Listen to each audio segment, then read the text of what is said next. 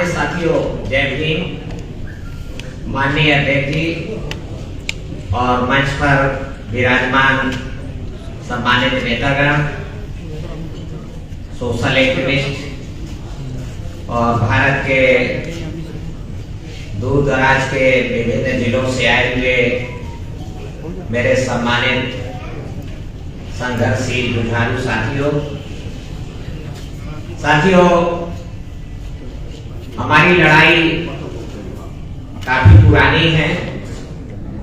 1848 में महात्मा ज्योतिराव फुले ने 174 साल पहले इसको शुरू किया।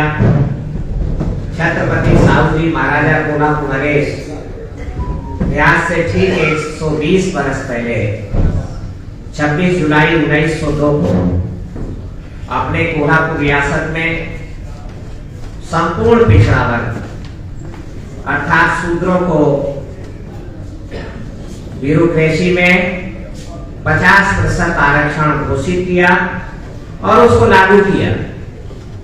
और यही नहीं, उन्होंने मैसूर के राजा चामराज वाडियार, बड़ौदा के राजा सयाजीराव गायकवाड़ और इंदौर के राजा को भी समझाया कि जिन लोगों की शासन और प्रशासन में हिस्सेदारी नहीं होती है, वो लोग अपने हितों की सुरक्षा नहीं कर पाते हैं, और जो लोग लंबे समय तक अपने हितों की सुरक्षा नहीं कर पाते हैं, तो वो लोग एक न एक दिन गुलाम बनकर रह जाते हैं।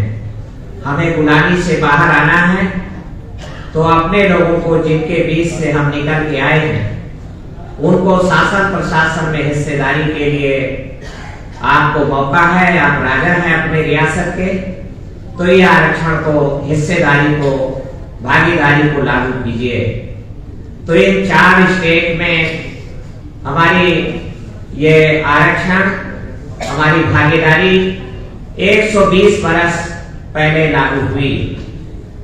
बाबा साहब अम्बेडकर ने, जिनको स्वयं छत्रपति साहू महाराजा कोल्हापुर नरेश ने 22 मार्च 1920 को माड़गांव परिषद में इंट्रोड्यूस कराया, देश से परिचय कराया और ऐलान किया कि डॉक्टर बी.आर. अम्बेडकर जी वो महान शख्सियत हैं, इसको देख लीजिए, पहचान लीजिए, ये आपकी गुलामी की बेड़ियों को काट देगा, आपकी गुलामी की जंजीरों को तोड़ देगा।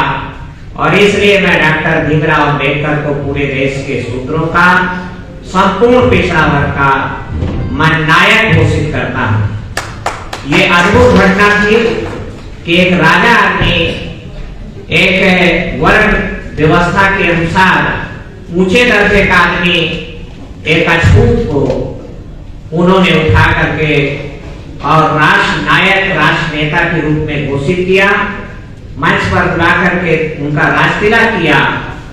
तो इस घटना को तत्कालीन जो केयरटेकर थे भारतीय समाज व्यवस्था के, मोहनदास करमचंद गांधी, कांग्रेस पार्टी के राष्ट्रीय अध्यक्ष हो चुके थे, तो कनखियों से देखा गया और उसके बाद उस एका को तोड़ने के षड्यंत्र हुए।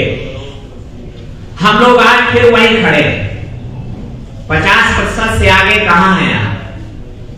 और 50% में तो 27% तो एक झुंझुना है, जो 22.5% है। यहाँ पर मैं एक बात और रेखांकित करना चाहूंगा कि 22.5% SC/ST है।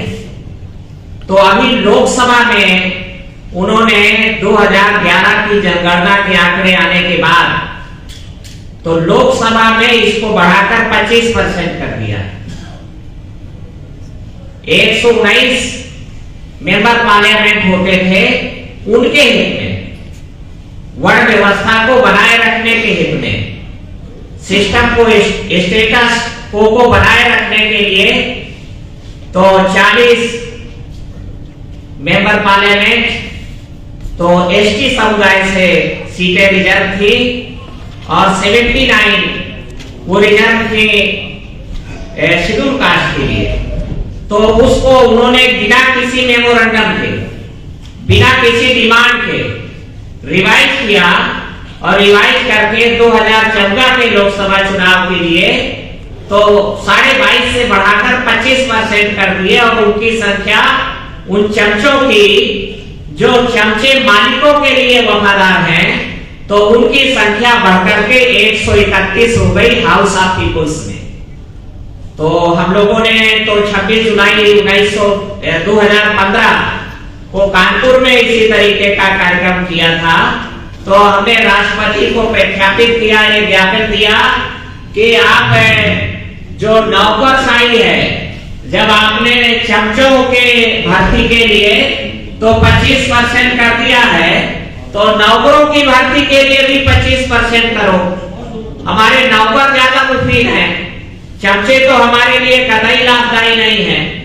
तो वो अभी तक नहीं है, मैंने आपका ध्यान तो दिलाया। तो शेड्यूल कास्ट का जो नौकरशाही में आरक्षण है वो उसी हद तक फुलफिल हुआ है, परंतु ओबीसी का तो 27 में से मुझे लोग बताते हैं कि ये 12 और 15% के बीच में झूल रहा है, इससे आगे नहीं बढ़ रहा है और पूरे देश में इसको लागू भी नहीं किया गया। माननीय बीपी सिंह जी ने तीसरे चौथे दिन ही लागू होने के बाद कहा कि हम शिक्षा में नहीं लागू करेंगे और राज्य सरकारों को बाधित नहीं करेंगे, मजबूर नहीं करेंगे। तो हिमाचल जैसे स्टेट तो आज भी नहीं लागू किए। मध्य प्रदेश में अभी हमारे दादा बहादुर को लड़ना पड़ा, बहुत सारे लोगों ने तो अभी पंचायती राज में हासिल किया है। मैं आपसे कहना चाहता हूं कि आज हम 50% में भी फुलफिल नहीं है, पूरा नहीं ले पाए हैं और ऐसा लगता है कि ये 35% के आसपास संपूर्ण बहुजन समाज का नौकरशाही में हिस्सेदारी इससे आगे नहीं है, इससे कम है। तो इसलिए हमारी सुप्रीम कोर्ट सुन नहीं रही है, पार्लियामेंट सुन नहीं रही है और कोई गवर्नमेंट आपको सुनने वाली नहीं है। आप तो आपके नेता कैप्चर कर लिए गए हैं। इसलिए मैं आपसे यह भी विनती करना चाहता हूं कि भविष्य में गांव में जो सरपंच के चुनाव हैं, प्रधान पद के चुनाव हैं, उससे बहुत सीखने लायक है। जब शेड्यूल कास्ट के लिए, ओबीसी के लिए कोई सीट रिजर्व हो जाती है तो जो भारत का सामंत वर्ग है, मनुवादी लोग हैं, तो वो जान करके, बहुत पहचान करके चरित्रहीन, सीलविहीन आदमी को इलेक्ट करते हैं, जुआरी, शराबी, कबाड़ी को ही चुनाव जिताते हैं और वो ऐसा करने में कामयाब भी हो जाते हैं। इससे क्या पता चलता है कि हमारे वर्ग का शराबी नेता, चरित्रहीन नेता, सीलविहीन नेता व्यवस्था को बनाए रखने में उनके लिए लाभदायक है। यही बात 23 नवंबर 1950 को बाबा साहब अम्बेडकर ने पार्लियामेंट में भी जोर देके कहा, जब उनके सामने ये विषय लाया गया कि लोकसभा, विधानसभा में चुने जाने के लिए शैक्षिक योग्यता लगाना जरूरी है, तो बाबा साहब अम्बेडकर ने उसको कानून मंत्री के रूप से सिरे से खारिज किया और कहा कि मेरी ये चाहत जरूर है, बुद्ध के शब्दों में कहूं तो मानव के लिए दो चीजों की जरूर आवश्यकता है, एक तो है ज्ञान और दूसरा है सील। सील विहीन ज्ञानी खतरनाक होता है, जंगली भूखे भेड़िए के समान होता है। इसलिए मेरा बस चले तो इस पवित्र सदन में एक भी सील विहीन आदमी के लिए मैं खिड़की और दरवाजे बंद कर दूं, पर मेरा बस नहीं चला। ये 23 नवंबर 1950 की उनकी पार्लियामेंट की स्पीच है और हम अंधे होकर के कैसे लोग इलेक्ट कर रहे हैं। मेरी बस जात बिरादरी का होना चाहिए, कैसा हो, और अगर वो क्रिमिनल है तो फिर क्या कहना है।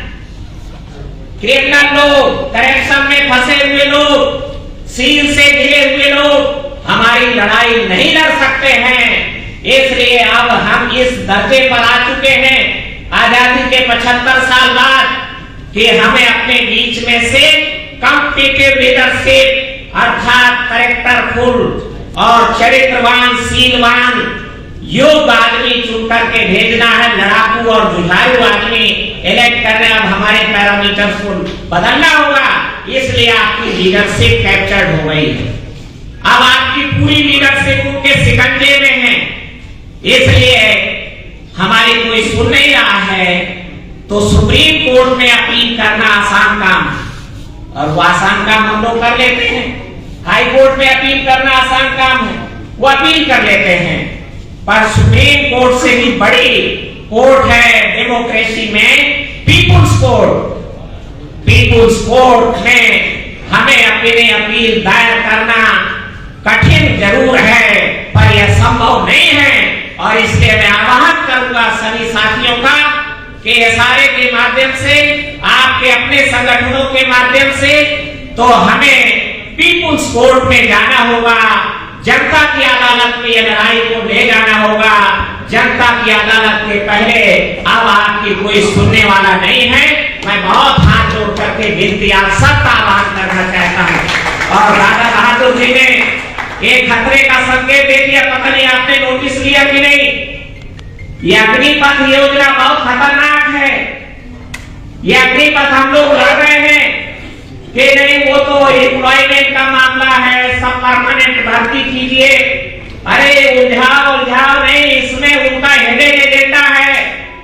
हिडन एजेंडा है कि जो RSS का, बजरंग दल का, विश्व हिंदू परिषद का, उनका अनुसांगिक संगठनों का कार्यकर्ता है, जो उनका यूथ है, उसको वो मिलिट्री में भर्ती करके और बिना पैसा खर्च किए मिलिटेंट बना रहे हैं। ट्रेनिंग देंगे उनको, और ट्रेनिंग देने के बाद 4 साल की, उसके बाद सेवाएं लेने के बाद वो सोसाइटी में लौट के आ जाएंगे।